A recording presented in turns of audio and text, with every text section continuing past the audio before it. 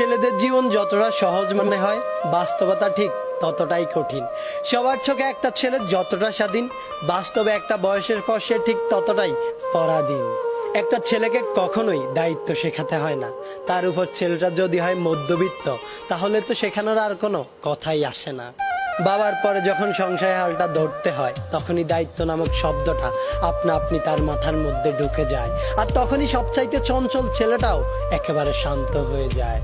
যেই ছেলেটাকে মা বাবার কাছে আবদার করত, সেই ছেলেটাই আজ সবার আবদার পূরণ করতে শিরোধার্য।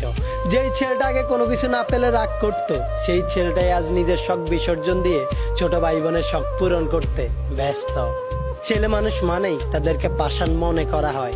সত্যিই কি তাই, নাকি তাদেরকে পাষাণ হতে হয়? সত্যি বলতে ছেলে মানেই পাষাণ নয়, কষ্ট ছেলেদেরও হয়। একটা মেয়ে চাইলে কান্না করে তার মনের কষ্টগুলো সবাইকে বলতে পারে, কিন্তু একটা